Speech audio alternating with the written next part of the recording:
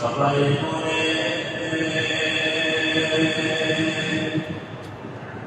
বাগানে খুশি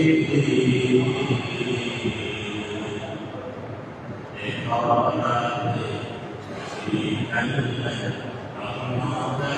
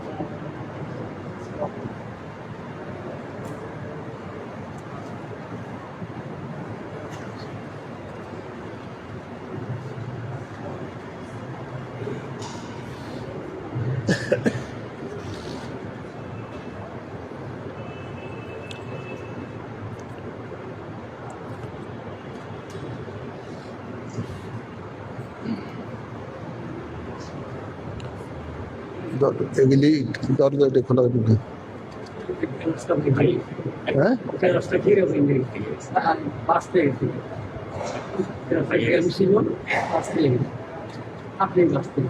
তোর ধরো যে গ্লাস লাগাইছে তারে ধরে দেবে।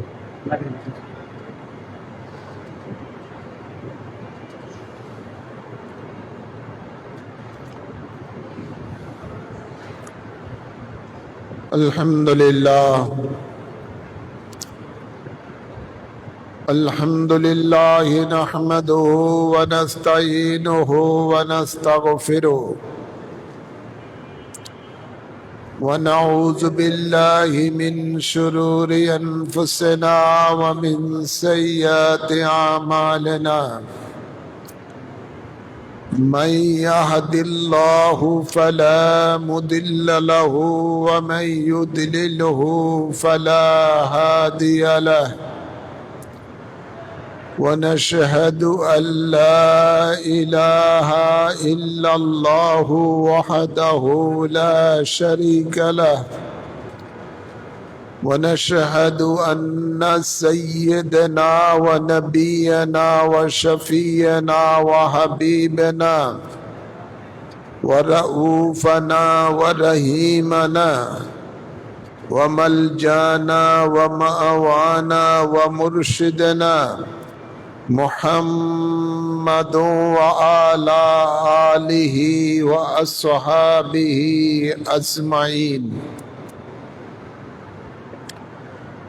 أما بعد فأعوذ بالله من الشيطان الرجيم بسم الله الرحمن الرحيم إنا أرسلناك شاهدا ومبشرا ونذيرا लितुमिनु बिल्लाहि व रसूलिहि व तुअज़्ज़िरुहु व तुवक्किरुहु व तुसब्बिहुहु बुक्रतन व असीला इन्नल्लाह व मलाइकतहु युसल्लूना अलन नबी या अय्युहल्लज़ीना आमनू सल्लू अलैहि वसल्लिमू तस्लीमा अल्लाहुम्मा सल्ली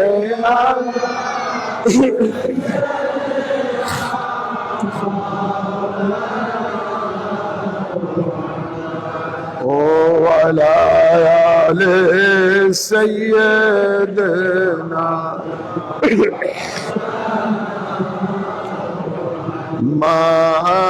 अल्लाहुम्मा सल्ली अला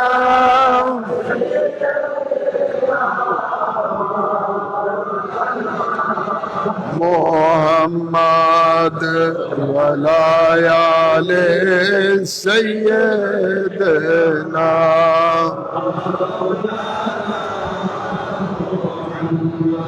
आप हैं जब मेरे सरवरे या मोहम्मद मुस्तफा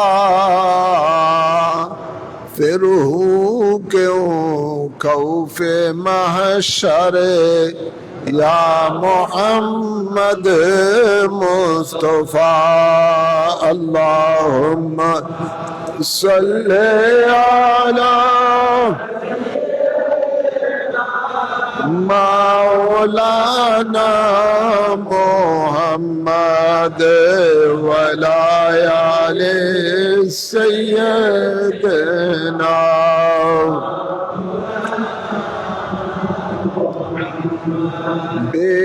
बेकसूना चारहू कीजिए मेरी मदद दिन ब दिन है हाल अब तर या मोहम्मद मुस्तफा अल्लाहुम्मा सल्ली अला मौलाना मोहम्मद वला आले सय्यदना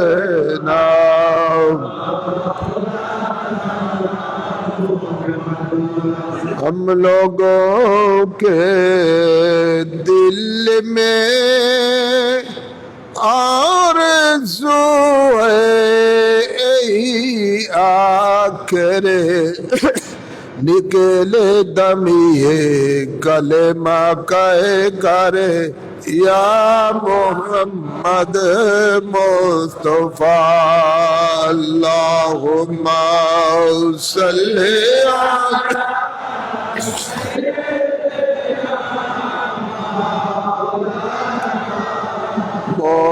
मोहम्मद वला आले सय्यदना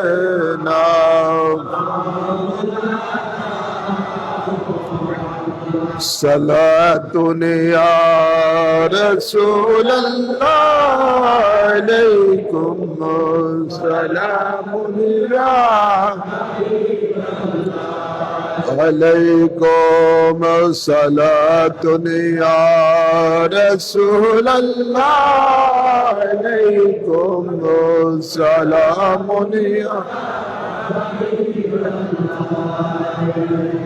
या रब्बो दिखा दो मदीना कैसे जन्नत है जहाँ पर मौला तेरे रहमत रातो दिन बरसती है सलात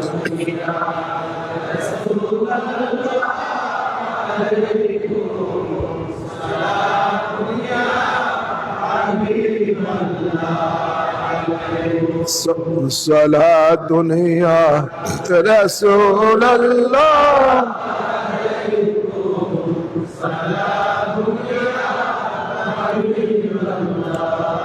बुला लो या रसूल अल्लाह बुला लो मेरे आका मेरे मौला बुला लो सारा दुनिया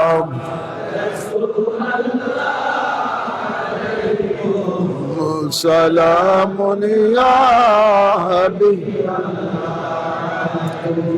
गुलाम रसूल करे गुलाम रसूल रखे गुलाम रसूल पर उठा ऐ गुलाम पेश आए सैयद आबिद शाह के वास्ते सलातुन या रसूल अल्लाह अलैकुम सलामुन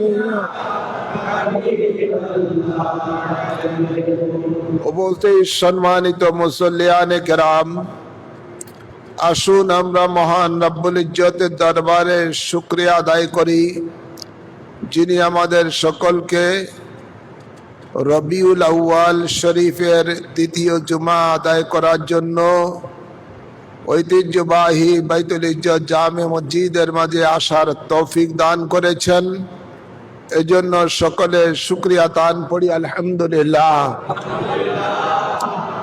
অসংখ্য অসংখ্য দুরুদ সালাম পেশ করছি সরকার দো আলম নূরে মুজাসসম শফিউল মুজনবিন রহমতুল্লিল আলামিনের কদম মুবারকে আল্লাহুম্মা আমিন বলে সাথে সাথে আর অসংখ্য দুরুদ সালাম পেশ করছি নবী পরিবারের আওলাদে পাকগণের কদম মুবারকে আল্লাহুম্মা আমিন বলে আল্লাহ তাবারক ও তাআলা সূরা ফাতার 26 পারায় ইরশাদ করেন ইন্না আরসালনাকা শাহিদাও ওয়া মুবাশশিরাও ওয়া নাযীরা লিতুমিনু বিল্লাহি ওয়া রাসূলিহি ওয়া তুআজ্জিরুহু ওয়া তুওয়াক্কিরুহু ওয়া তুসাব্বিহুহু বুকরাতাও ওয়া আসীলা সুবহানাল্লাহ বলেন এই আয়াতে কারিমার প্রতিটা শব্দে শব্দে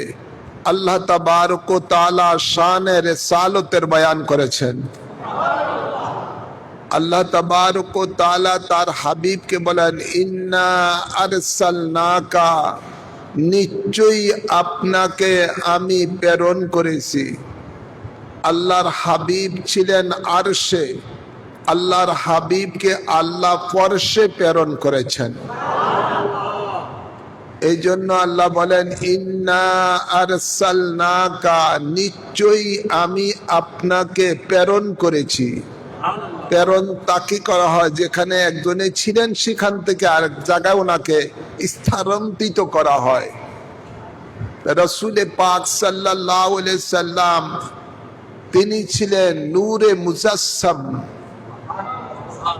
নূরে মুজাসসাম হিসাবে রাসূল পাক সাল্লাল্লাহু আলাইহি ওয়াসাল্লাম আরশ আজিমে ছিলেন আল্লাহর ইবাদত করতেন সেই জায়গা থেকে আল্লাহ তাবারক ও তাআলা এই মানব জাতির হেদায়েতের জন্য মুক্তির জন্য মানব জাতিকে আল্লাহমুখী করানোর জন্য তাদেরকে সিরাতুল মুস্তাকিমের পথ দেখানোর জন্য আল্লাহ ওয়ালা বানানোর জন্য আল্লাহ তাবারক ও তাআলা এই রবিউল আউয়াল শরীফের 12 তারিখে মানুষের বাশারিয়তের কভার পরিধান করে নূরি শরীরের উপরে বাশারিয়তের জামা পরিধান করে আল্লাহ তাবারক ও তাআলা মা আমেনার মাধ্যমে এই জমিনে ইরসাল করেছেন কি করেছেন ইরসাল করেছেন পাঠিয়েছেন এই জন্য আল্লাহ বলেন ইন্না আরসালনাকা, নিশ্চয়ই আমি আপনাকে প্রেরণ করেছি। ছিলেন আরশে, প্রেরণ করেছি পরশে। কি রূপে প্রেরণ করেছেন? শাহেদা। সুবহানাল্লাহ বলেন না। আল্লাহ তার বন্ধুকে কি রূপে প্রেরণ করেছেন? শাহেদা। শাহেদ বলা হয় সাক্ষীকে, শাহেদ বলা হয় যিনি হাজির ও নাজির, যিনি উপস্থিত থাকেন এবং চোখের পুতলি দ্বারা, মনি দ্বারা দেখেন, তিনাকে বলা হয় হাজির ও নাজির। আর সাক্ষী যদি আপনি অর্থ নেন, তো সাক্ষীর জন্য শর্ত হলো ঘটনাস্থলে উপস্থিত থাকা, স্বচক্ষে দেখা, তাহলে সেই সাক্ষী গ্রহণযোগ্য পাবে। নতুবা অনুপস্থিত থাকলে সাক্ষী দিলে আদালতে সে সাক্ষীর গ্রহণযোগ্যতা নাই। উপস্থিত আছে কিন্তু অন্ধ, দেখে না, ওই সাক্ষীও আল্লাহর দরবারে, দুনিয়ার আদালতও কোনো গ্রহণযোগ্য নাই। তাই সাক্ষীর জন্য শর্ত হলো উপস্থিত থাকা এবং স্বচক্ষে দেখা। তো এই জন্য বলা হয় হাজির ও নাজির, যিনি উপস্থিত আছেন এবং স্বচক্ষে দেখেন, তাকেই বলা হয় শাহিদ। যেমন আমরা আপনার জানাজার নামাজের মধ্যে দোয়া পড়ি, আল্লাহুম্মা গফির লানা আল্লাহুম্মা গফির লিহাইয়িনা ওয়া মাইয়িতিনা ওয়া শাহিদিনা ওয়া গায়িবিনা। এই যে এখানে শাহেদত্ব, হে আল্লাহ তুমি ক্ষমা করে দাও যারা জীবিত আছে, যারা মৃত আছে, যিনি শাহেদ, যিনি উপস্থিত আছে, যিনি গায়েব, যিনি অনুপস্থিত আছে। তো শাহেদের অর্থ হলো উপস্থিত থাকা। তো আল্লাহ তাবারক ওয়া তাআলা গোটা মানব জাতির জন্য কিয়ামত পর্যন্ত তার হাবিবকে এই জমিনে শাহেদ রূপে প্রেরণ করেছেন। তো রসুলে পাক কেমন শাহেদ আমাদের জন্য, আল্লাহর হাবিব ইরশাদ করেন, ইন্নাল্লাহা কাদ রাফা লিয়াদ দুনিয়া ফাআনা আনজুরু ইলাইয়া ওয়া ইলা মা হুয়া কাইনুন ফিহা ইলা ইয়াউমাল কিয়ামাতি কাআন্নামা আনজুরু ইলা কাফি হাযা। আল্লাহর হাবিব বলেন, নিশ্চয়ই আল্লাহ তাআলা গোটা পৃথিবীটাকে আমার হাতে তালুর মতো করে দিয়েছেন, আমি দেখতেছি, কিয়ামত পর্যন্ত দেখতে থাকবো। তো রাসূলে পাক সাল্লাল্লাহু আলাইহি ওয়াসাল্লাম রওজা মুবারকের মধ্যে থেকেই গোটা পৃথিবীটা তিনি হাতের তালুর মতো দেখতেছেন। এই যে হাতের তালুর সাথে এক্সাম্পল দিয়েছেন, উদাহরণ দিয়েছেন, এটাকে বলা হয় আপনার হাজির। আর যে হাত দেখতেছেন তিনি হাতের তালুর মতন, এটাকে বলা হয় নাজির। এটাকে কি বলা হয়? যেহেতু হাতের তালুটা কাছে না দূরে, কাছে না দূরে, আল্লাহ নবী বলেন আমি হাতের তালুর মতো দেখতেছি। তো ইবারাতুন নাসের দ্বারা প্রমাণ রসুলে পাক হাজির। আর রসুলে পাক বলতেছেন আমি যে দেখতেছি, এটা ইশারাতুন নাসের দ্বারা প্রমাণ রসুল নাজির। তো হাদিসে পাকের দ্বারা প্রমাণ যে রসুলে পাক সাল্লাল্লাহু আলাইহি সাল্লাম কিয়ামত পর্যন্ত গোটা উম্মতের কাছে হাজির ও নাজির। আর আল্লাহ তাবারক ওয়া তাআলা কোরআনে পাকে ইরশাদ করেন যে আন-নাবিয়্যু আওলা বিল মুমিনিনা মিন আনফুসিহিম, নিশ্চয়ই নবী হলেন মুমিনের জানের চাইতে আরো বেশি নিকটে। তো জানটা যেরকম মানুষের দেহের সাথে ওতপ্রোতভাবে জড়িত রয়েছে, রাসূলে পাক সাল্লাল্লাহু আলাইহি সাল্লামের নজরে করম এমনি ভাবে প্রত্যেক উম্মতের মধ্যে রয়েছে। সুবহানাল্লাহ বলেন। এই জন্য আমরা নামাজের মধ্যে আত্তাহিয়াতুর মধ্যে রসুলকে সালাম দেই, আসসালামু আলাইকা আইয়ুহান নাবিয়্যু ওয়া রাহমাতুল্লাহি ওয়া বারাকাতুহু, এই যে নবীকে আমরা সালাম দেই, সালাম দেওয়া সুন্নত, লওয়া ওয়াজিব। মনে মনে রসুলকে সালাম দিচ্ছি, রসুলে পাক সেই উম্মতের সালাম শুনতে পায়। এইভাবে শুনতে পায় যেহেতু রসুল পাক সাল্লাল্লাহু আলাইহি সাল্লাম মুমিনের জানের চাইতে আরো বেশি নিকটে আছেন। তাই নবী পাককে জোরে সালাম দিল নবী শুনতে পায়, আস্তে সালাম দিল, মনে মনে সালাম দিল, রসুলে পাক শুনতে পান। ক্ষমতা দিয়েছেন কে? আল্লাহ ক্ষমতা দিয়েছেন রসুলে পাককে। এই জন্য আল্লাহ কোরআনে বলেন, বন্ধু আপনাকে আমি শাহিদ রূপে প্রেরণ করেছি, ইন্না আরসালনাকা শাহিদা ওয়া মুবাশশিরা, এবং আপনাকে আমি সুসংবাদদাতা হিসাবে প্রেরণ করেছি। তার জন্য নবী সুসংবাদদাতা হিসাবে এসেছেন যারা নবীকে মানার মতো মানেন, যারা নবীকে মানার মতো মানেন। নবীকে মানার মতো মানা মানি রসুলে পাক সাল্লাল্লাহু আলাইহি সাল্লামকে আল্লাহ যে মর্যাদা দান করেছেন, যে সিফাত উনাকে আল্লাহ দান করেছেন, যে গুণাবলী আল্লাহ রসুলে পাককে দান করেছেন, সেই সমস্ত গুণাবলী সহকারে রসুলে পাককে মানতে হবে। রসুলে পাকের জাত সম্বন্ধে পূর্ণাঙ্গ তাকে মানতে হবে। রসুলে পাকের জাত হলো আল্লাহর নূর, আর রসুলে পাকের সিফাত হলো রসুলে পাক বাশার, কিন্তু আমাদের মতো বাশার নয়, পৃথিবীর কোন মানুষের মতো বাশার নয়। যেহেতু বাশারিয়তের জামা পরিধান করে রসুলে পাককে দুনিয়াতে আল্লাহ প্রেরণ করেছেন, তো রসুলে পাকের সিফাত হলো, গুণ হলো, রসুলে পাক বাশার, কিন্তু পৃথিবীর কোন বাশারের মতো নয়। রসুল রসুলের মতন, রসুল রাসূলের মতন, তার সাথে কারো তুলনা চলে না। তিনি তিনার মতন, তিনি অদ্বিতীয়, তিনি তিনার মতন। তিনার মতো না কোনো নবী, না কোনো ফেরেশতা, না কোনো রসুল, না কোনো পৃথিবীর মানুষ। রসুলের কোনো মেসাল নাই। সুবহানাল্লাহ বলেন। আল্লাহ তাবারক ওয়া তাআলা তিনি যেমন খালেক এবং মালিক হয়ে তার কোনো মেসাল নাই, ঠিক রসুলে পাক সাল্লাল্লাহু আলাইহি সাল্লাম মখলুক হয়ে রসুলে পাকের সাথে কারো মেসাল চলে না। রসুলে পাক কি মখলুক, রসুলে পাক কি মখলুক, কিন্তু এমন মখলুক যে তার সাথে কারো তুলনা চলে না। তিনি তিনার মতন, তিনি তিনার মতন, তার সাথে কারো তুলনা চলে না। তাই ওনার যে জাত এবং সিফাত আছে, গুণাবলী আছে, সমস্ত গুণাবলী সহকারে নবীকে মানতে হবে।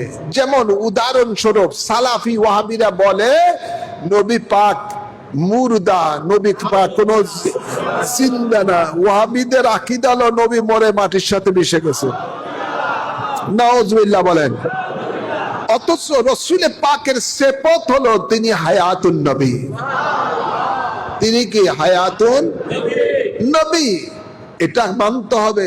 যদি কেউ না মানে তিনি ইমানদার হতে পারবে না, মুমিন হতে পারবে না। যেমন রসুলে পাককে এক শ্রেণীর ওয়াহাবি সালাফিরা বলে তিনি আমাদের মতো সাধারণ মানুষ।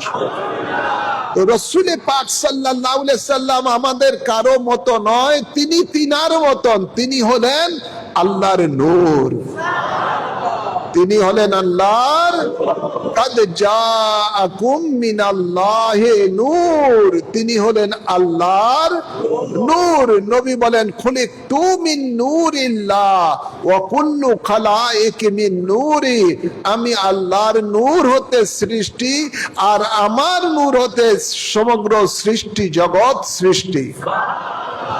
রসুলে পাককে আমাদের মতো বলা, সাধারণ মানুষ বলা, এটা হলো কুফরি কথা। রসুলে পাকের নূরকে অস্বীকার করা, আর রসুলে পাকের সিফাতকে অস্বীকার করলে ঈমান থাকবে না, যেমন রসুলে পাক সাল্লাল্লাহু আলাইহি সাল্লামের আরেকটি সিফত হলো যে রসুলে পাককে আল্লাহ অদৃশ্যের জ্ঞান দান করেছেন, অর্থাৎ ইলমে গায়েব দান করেছেন। এটা রসুলে পাকের সিফত। এখন আমাদের সমাজে কিছু মুনাফিক রয়েছে, মৌলবীরা, যারা বলে নবী আলিফ বেতে সর জানতো না, তিনি মূর্খ ছিল। নাউজুবিল্লাহ বলেন না। তিনি তিনি তিনি হাসরের ময়দানে তার আমল নামার কি হবে তিনি নিজেও জানতেন না। তিনি এই মিজানের দিকে ফেল ফেল করে তাকিয়ে থাকবে। নাউজুবিল্লাহ বলেন না।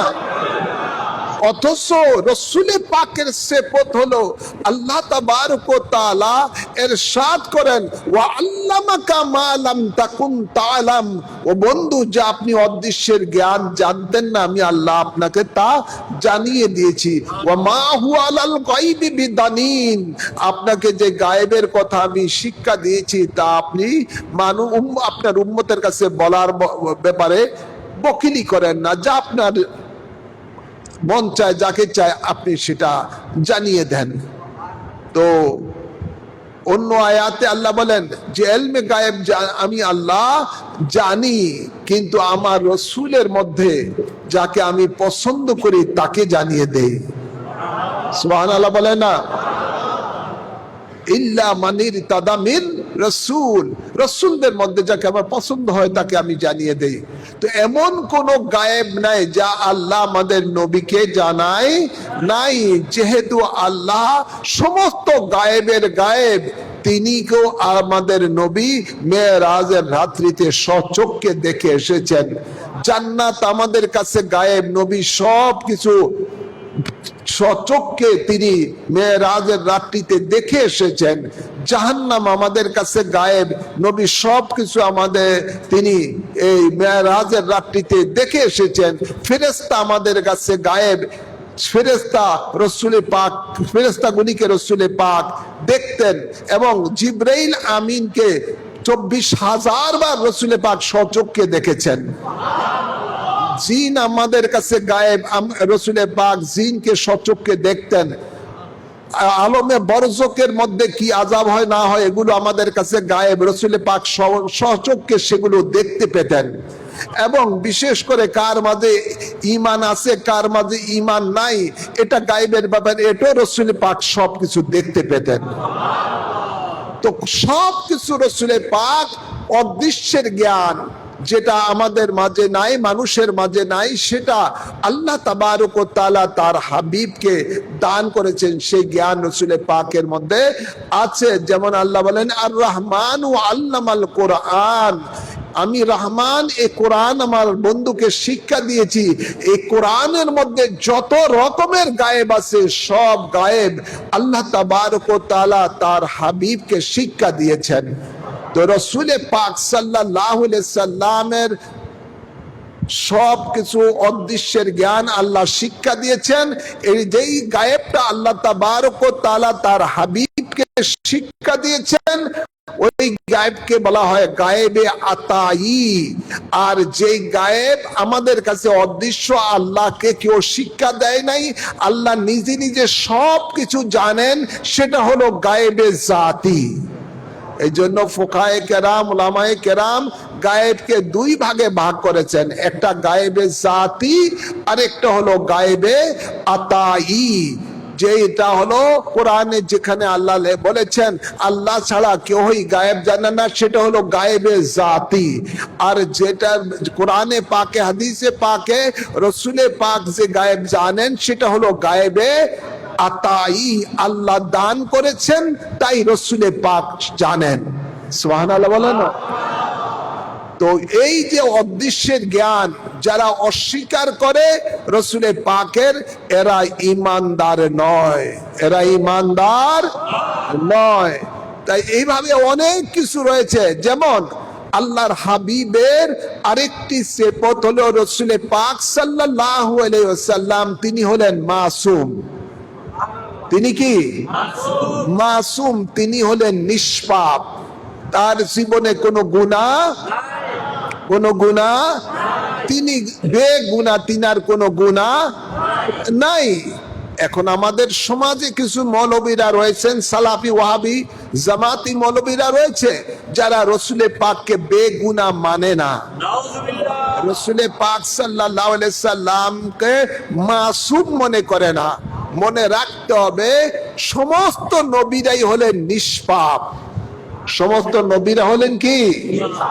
আল আম্বিয়াউ মাসুমুন, সমস্ত নবীরাই হলেন নিষ্পাপ, তাদের জীবনে কোনো পাপ স্পর্শ করে না। আল্লাহ তাবারক ওয়া তাআলা তাদেরকে পুত পবিত্র রেখেছেন। তো রসুলে পাক সাল্লাল্লাহু আলাইহি সাল্লামের এটা হলো তিনি হলেন নিষ্পাপ। এখন মাসুম এটা হলো রসুলে পাকের সিফত। এখন যারা এই সিফত, এই গুণকে মানে না, তারাই ঈমানদার নয়। তো মোট কথা, সংক্ষেপে কথা এটাই হলো, আল্লাহর নবীকে আল্লাহ জমিনের মধ্যে তাদের জন্যই মুবাশশির হিসাবে প্রেরণ করেছেন। ইন্না আরসালনাকা শাহিদাও ওয়া মুবাশশিরা, এই মুবাশশির হিসাবে আল্লাহ তাদের জন্যই রসুলে পাককে প্রেরণ করেছেন, যারা রসুলে পাকের জাত এবং সিফত সহকারে রসুলে পাককে মানবে, বিশ্বাস করবে। তাদের জন্য নবী এই দুনিয়াতে এসেছেন জান্নাতের সুসংবাদদাতা রূপে। সুবহানাল্লাহ বলেন। তাদের জন্য নবী এসেছেন জান্নাতের সুসংবাদদাতা হিসাবে, ওয়া নাযীরা।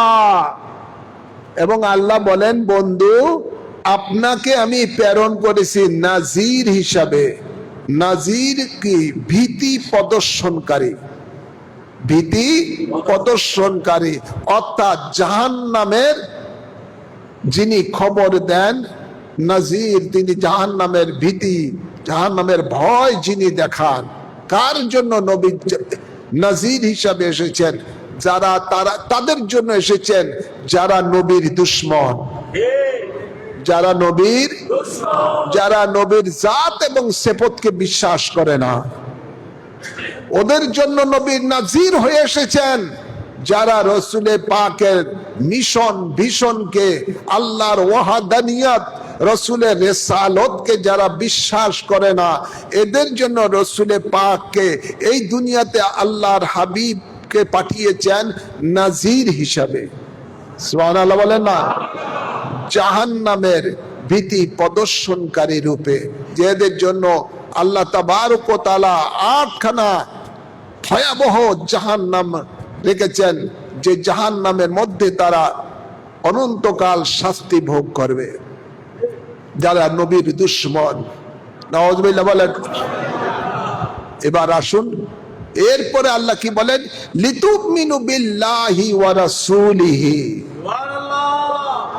ও নবী, আপনাকে আমি এই দুনিয়াতে শাহিদ, মুবাশশির, নাজির করে এই জন্য প্রেরণ করেছি, লিতুমিনু বিল্লাহি ওয়া রাসূলিহি, যাতে করে মানুষগুলো আমি আল্লাহর উপরে, আপনি রসুলের উপরে ঈমান আনে। কথা বুঝছেন না? নবীর সিফতকে যারা অস্বীকার করবে, শাহেদ, মুবাশশির, নাজির, এগুলোকে যারা অস্বীকার করবে তারা তো মুমিন নয়। যারা বিশ্বাস করবে তারা মুমিন। তারা কি? মুমিন।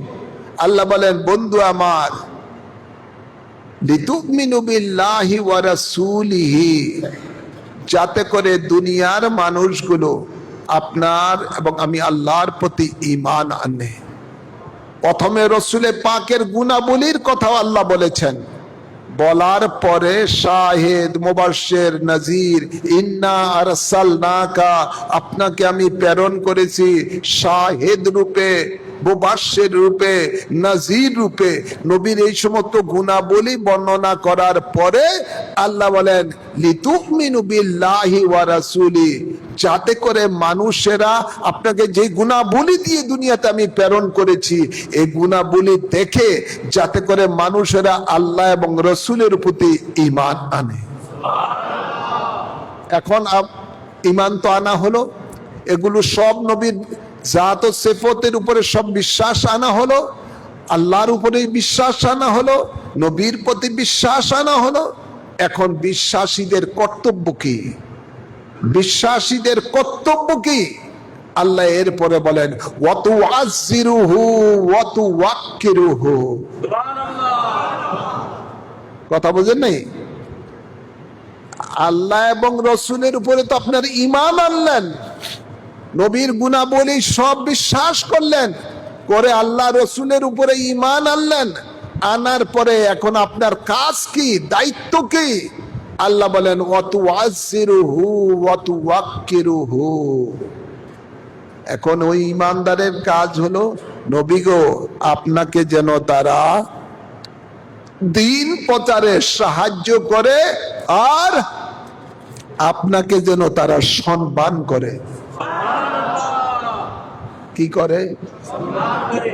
সম্মানটা আল্লাহ নির্দিষ্ট করে দেয় নাই, এই সম্মান করিও ওই সম্মান করিও না।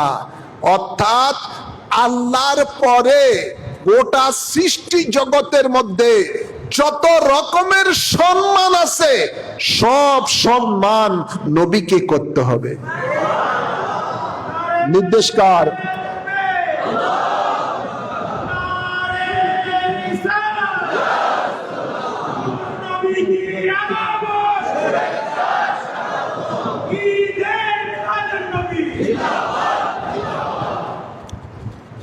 এখানের মধ্যে শিক্ষণীয় জিনিস, আমাদের সমাজে মুনাফিকেরা নবীর সম্মানকে শিরক বলে।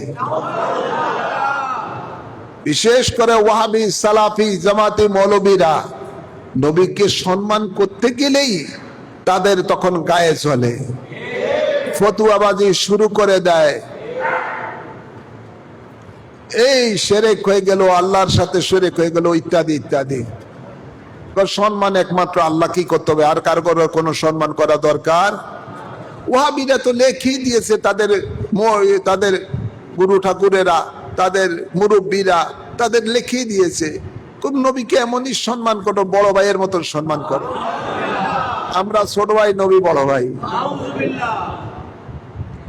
ওনার সাথে আমাদের সাথে পার্থক্য হলো এটুকুই, ওনার উপরে ওহী নাজিল হয়েছে, আমাদের উপরে ওহী নাজিল হয় না। পার্থক্যটা শুধু এটুকুই। নাউজুবিল্লাহ বলেন না? মুনাফিকের আকীদা হলো এই ধরনের আকীদা। বাংলাদেশের মধ্যে আজকে মানুষের ঈমান নষ্ট করে দিচ্ছে মুনাফিকেরা, এভাবে নবীর শানে মানে তাওহীন করে, বেয়াদবি করে।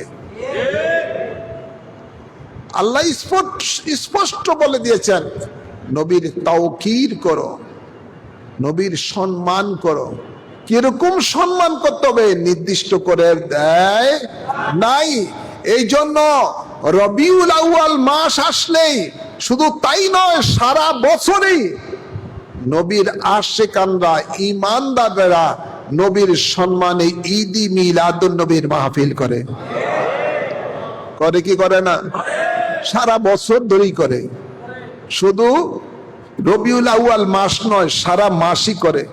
এক ওয়াহাবি নেটে দেখলাম, এক ওয়াহাবিরা বলতেছে, সুন্নিরা আসলে রবিউল মাসের 12 তারিখে আসলেই তারা যত রকমের আছে নবীর সম্মানে এই করে জুলুস করে, মাহফিল ইত্যাদি ইত্যাদি। এরপরে সারা বছর বলে খবর থাকে না।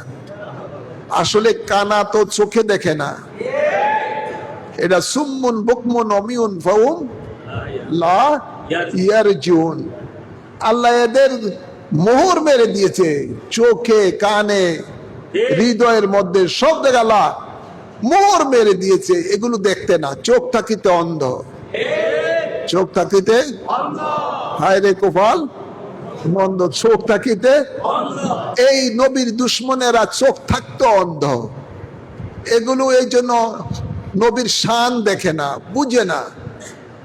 সুন্নিরা শুধু রবিউল আউয়াল মাস আসলেই ঈদি মিলাদুন নবীর মাহফিল করে না, বরঞ্চ সারা ওই মাসটা একটু বেশি করে, কিন্তু সারা বছরই নবীর শানে ঈদি মিলাদুন নবীর মাহফিল করে।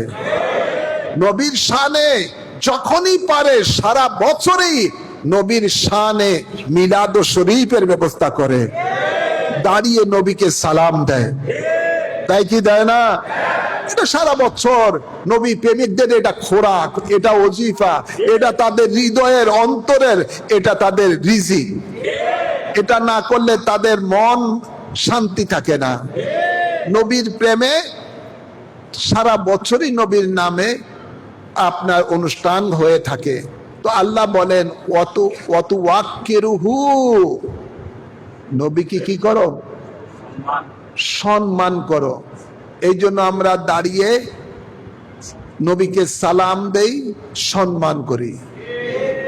দাঁড়িয়ে সালাম দেওয়াটা এটা একটা সম্মানের পদ্ধতি।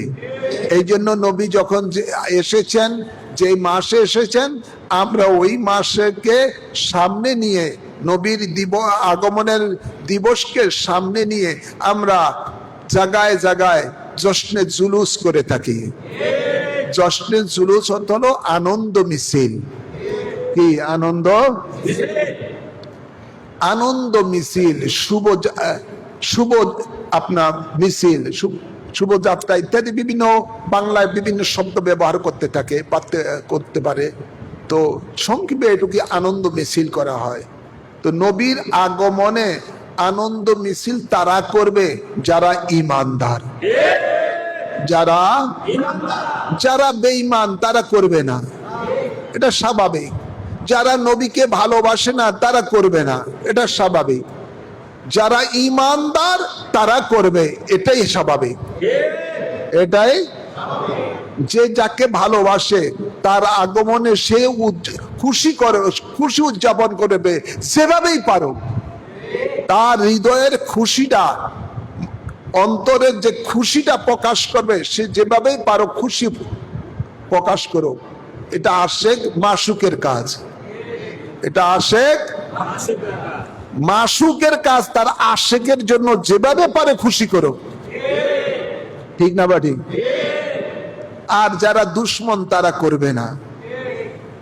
তো আল্লাহ বলেন ওয়াতুআযিরুহু ওয়াতুওয়াক্কিরুহু, আমার নবীর দিন প্রচারে তোমরা সাহায্য করো আর আমার নবীকে তোমরা সম্মান করো।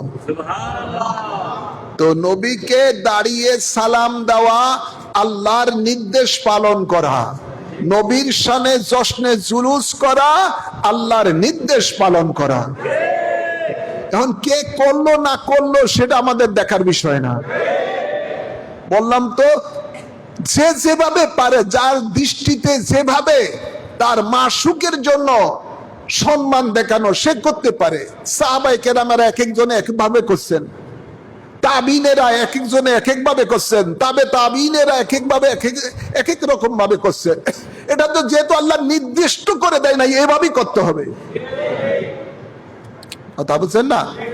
আল্লাহ আমভাবে, সাধারণ ভাবে এলান করে দিয়েছেন, তোমরা যত রকমের সম্মান আছে আমার নবীকে করো। ওয়াতুওয়াক্কিরুহু, সুবহানাল্লাহ। কোরআনের আয়াত শব্দ বুঝতে হলে নবীর প্রেম লাগবে। কি লাগবে? নবীর প্রেম লাগবে। এই জন্য আল্লাহ কোরআনে পাকে বলেন ইউদিল্লু বিহি কাসীরান ওয়া ইয়াহদি বিহি কাসীরা। এই কোরআন বুঝতে গিয়ে অনেকে পথভ্রষ্ট হবে আর অনেকে হেদায়েত প্রাপ্ত হবে।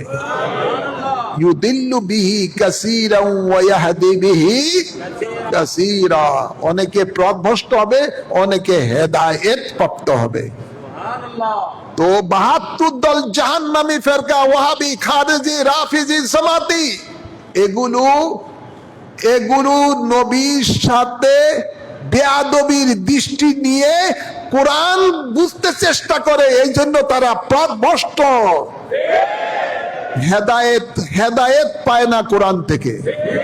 কি পায় না? হেদায়েত পায় না কোরআন থেকে। আর যারা নবী পাকের ইশক, প্রেম, ভালোবাসা নিয়ে কোরআনকে বুঝতে চায় তারাই হেদায়েত প্রাপ্ত হয়। তারাই কি হয়? হেদায়েত প্রাপ্ত হয়।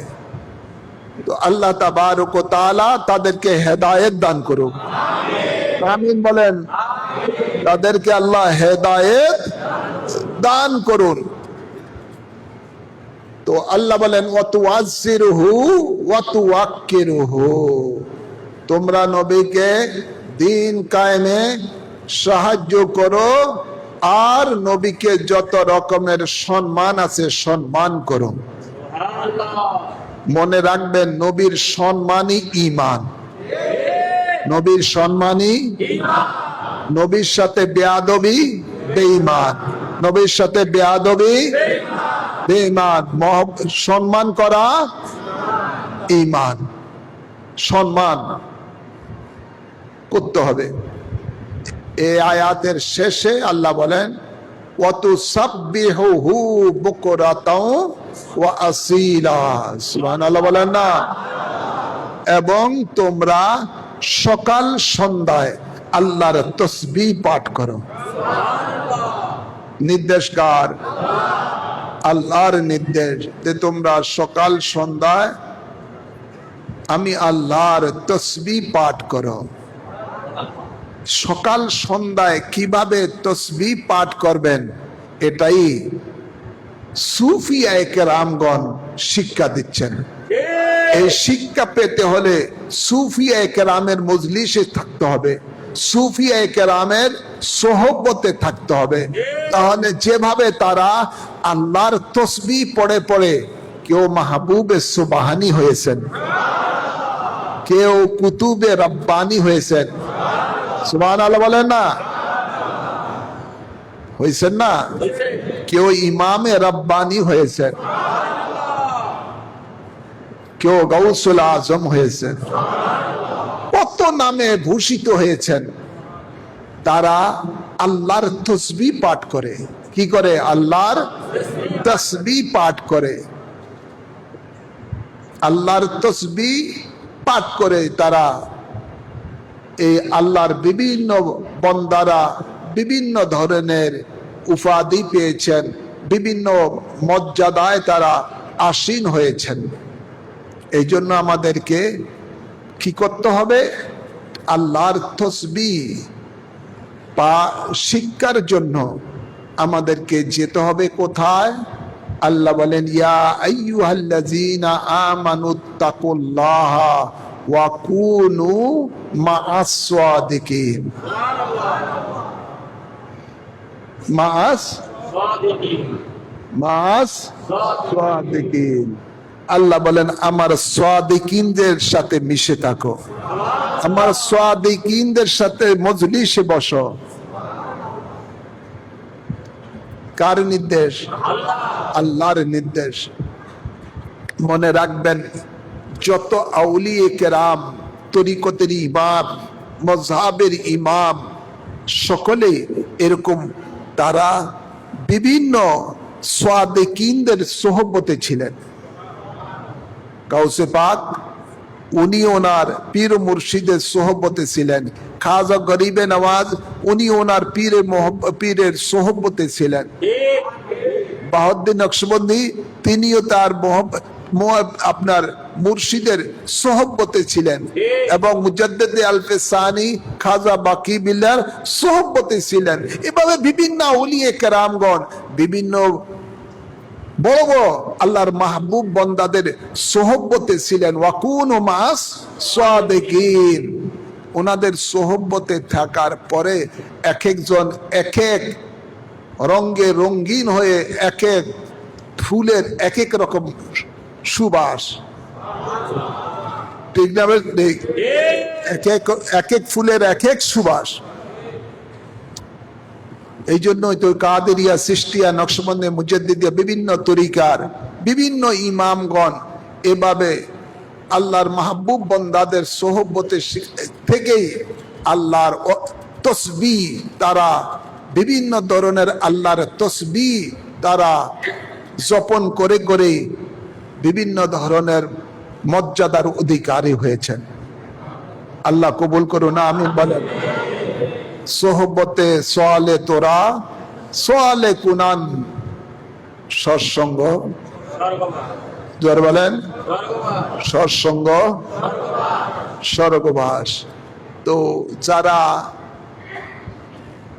নবীর দুশ্মন, অলির দুশ্মন, তারা কিন্তু ওই ধরনের আল্লাহর সাদিকিন সালিহীন বন্দাদের সোহবতে যায় না, বিরোধিতা করে।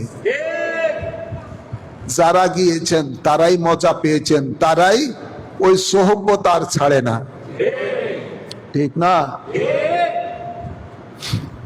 আপনারা জানেন, আগে আপনারা হাজী সাহেবেরা এখন ওরকম ওপেন নাই।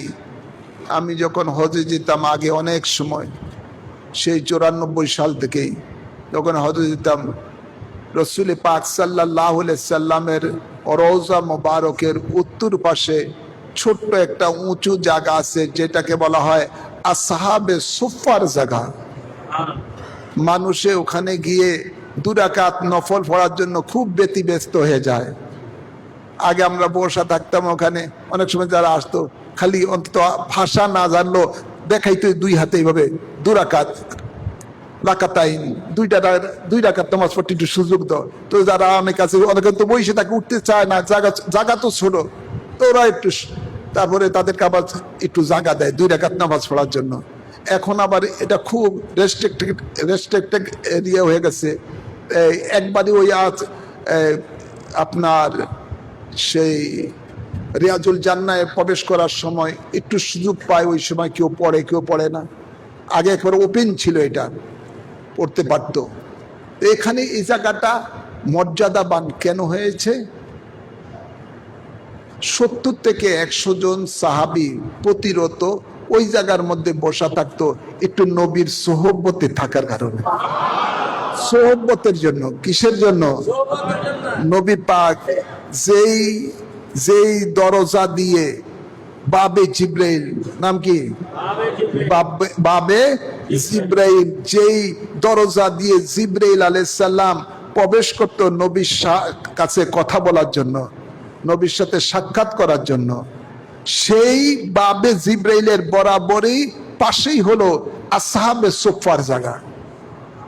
তো আসহাবে সুফার, এই সাহাবে কেরামেরা আপনার সারাক্ষণ ঘর নাই, বাড়ি নাই, খাওয়া নাই, দাওয়া নাই, শুধু নবী পাকের এই ঘরের সামনে, হুজরা শরীফের সামনে এই সোহবতে বসে বসে শুধু অত সাব্বিহু বুকরাতাও ওয়া আসীলা, শুধু সকাল সন্ধ্যা সব সময় শুধু আল্লাহর তাসবিহ পড়তেন। আর এই তাসবিহের মধ্যে দুরূদ ও সালামও আছে। সুবহানাল্লাহ বলেন। মনে রাখবেন, নবী পাকের সোহবতে থেকে কেউ সিদ্দিকে আকবর হয়ে গেছেন, কেউ ফারুকে আজম হয়ে গেছেন, কেউ জিন্নুরাইন হয়ে গেছেন, কেউ মাওলা শেরে খোদা হয়ে গেছেন, কত রকমের নামে ভূষিত হয়েছেন। সোহবত এমন একটা জিনিস, বেদামিও দামি হয়ে যায়, বেদামিও দামি হয়ে যায়। এই জন্য শেখ সাদি বলেন, এক জামানা সোহবতে বা আউলিয়া বেহতারাস আদসাত আতে বেরিয়া, যে আল্লাহর মাহবুব বন্দার সামান্যতম 1 সেকেন্ড সময় সোহবতে থাকা, অবস্থান করা 100 বছরের বেরিয়া ইবাদত থেকে উত্তম। সুবহানাল্লাহ বলেন। 100 বছর বেরিয়া ইবাদত থেকে উত্তম। তো আল্লাহর তাসবিহ কিভাবে পড়বেন, কিভাবে পড়লে শয়তান আপনাকে ধোঁকা দিতে পারবে না, পথভ্রষ্ট করতে পারবে না? আপনি কলবে সালিম, আপনার কলবটা একেবারে পরিপূর্ণরূপে কি হবে? শান্তিতে থাকবে, শয়তান বিপদগামী করতে পারবে না। এই জন্য একজন সালিহিন সাদিকিন বান্দার সোহবতে থাকতে হবে, থেকেই আপনাকে ওই জ্ঞান অর্জন করতে হবে। আল্লাহ তাবারক ওয়া তাআলা আমাদের সেই তৌফিক দান করুন। সাদিকিন সালিহিনের সোহবতে থেকে আল্লাহর তাসবিহ বেশি করে পাঠ করার তৌফিক দান করুন। আরেকটি কথা বলেই শেষ করে যাচ্ছি। আল্লাহর হাবিব বলেন, বুখারী শরীফের একদম শেষ হাদিস, আল্লাহর হাবিব বলেন দুইটি কলেমা, দুইটি তসবিহ আল্লাহর কাছে খুব বেশি প্রিয়, এবং এই দুইটা তসবিহ উচ্চারণ করতে সহজ। এই দুইটা তসবিহ যখন মিজানের মধ্যে, পাল্লার মধ্যে দেওয়া হবে, সবচেয়ে বেশি ভারী হবে। বুখারী শরীফের হাদিস, শেষ হাদিস, সেটা হলো সুবহানাল্লাহি ওয়া বিহামদিহি সুবহানাল্লাহিল আযীম। সবাই পড়ুন সুবহানাল্লাহি ওয়া বিহামদিহি সুবহানাল্লাহিল আযীম। এটাও তাসবিহ। এটা কার? এটাও আল্লাহর তাসবিহ, আল্লাহকে স্মরণ করার তাসবিহ। আরেকটা হাদিসে পাওয়া যায় আফজালুল যিকরে লা ইলাহা ইল্লাল্লাহ, শ্রেষ্ঠ জিকির হলো লা ইলাহা ইল্লাল্লাহ। এটাও একটা তাসবিহ। তাসবিহ বিভিন্ন ধরনের আল্লাহর তাসবিহ আছে, সেখানে আল্লাহকে ডাকতে হবে। কাদেরিয়া তরিকে বলা হয় জিক্রে পাসান পাস, নকশবন্দি মুজাদ্দিদিয়া তরিকে বলা হয় জিক্রে ইয়াদদাশত। সকাল সন্ধ্যায় নিঃশ্বাস বাহিরে পালান, আল্লাহকে স্মরণ করুন, নিঃশ্বাস ভিতরে নেন, আল্লাহকে স্মরণ করুন। এই জন্যই আল্লাহ বলেন অত সাব্বিহুহু বুকরাতাও ওয়া আসীলা, তোমরা সকাল সন্ধ্যা আমি আল্লাহর তাসবিহ পাঠ করো। ফাজকুরুনি আযকুরুকুম, যখনই আমাকে স্মরণ করবা, আল্লাহ বলেন আমিও তোমাকে স্মরণ করব। সুবহানাল্লাহ বলেন না? আমরা তো আল্লাহকে ভুলে গেছি, আল্লাহর স্মরণকে ভুলে গেছি, যার কারণে দুনিয়া আমাদেরকে অক্টোপাসের মতো জড়িয়ে ধরেছে, আমাদের জীবনে শান্তি নাই। ঠিক না বা ঠিক? জীবনে শান্তি নাই। শান্তি দেওয়ার মালিক কে? শান্তি দেওয়ার মালিক সে আল্লাহকে বেশি করে স্মরণ করুন। অত সাব্বিহুহু বুকরাতাও ওয়া আসীলা, সকাল সন্ধ্যা দিন ও রাত্রে মাহবুদকে স্মরণ করুন। তো আমি যে আয়াতে কারিমা আজকে আপনাদের সামনে ব্যাখ্যা বিশ্লেষণ করেছি, সূরা ফাতার 26 পারায় ইন্না আরসালনাকা শাহিদাও ওয়া মুবাশশিরাও ওয়া নাযীরা লিতুমিনু বিল্লাহি ওয়া রাসূলিহি ওয়া তুআজ্জিরুহু ওয়া তুওয়াক্কিরুহু ওয়া তুসাব্বিহুহু বুকরাতাও ওয়া আসীলা। এই আয়াতে কারিমার উপরে প্রায় 2.25 ঘন্টা আর 1.5 ঘন্টা আলোচনা হয়েছে। আল্লাহ আমাদের সকলকে এই আলোচনার উপরে আমল করার তৌফিক দান করুন। আমিন বলেন, আমিন বলেন। নবী পাকের ইশক, প্রেম, ভালোবাসা নিয়ে জীবন যাপন করার তৌফিক দান করুন। ওয়া মা আলাইনা ইল্লাল বালাগ। যারা সুন্নাত